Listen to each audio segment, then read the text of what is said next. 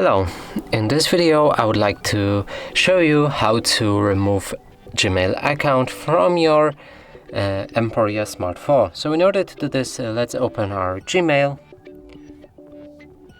It's this one right here. Now select the profile icon. Here you'll need to click on Manage Accounts on this device. And if you want to remove a specific account, now you need to choose which one. So I'm going for this one. And from here, click on Remove Account.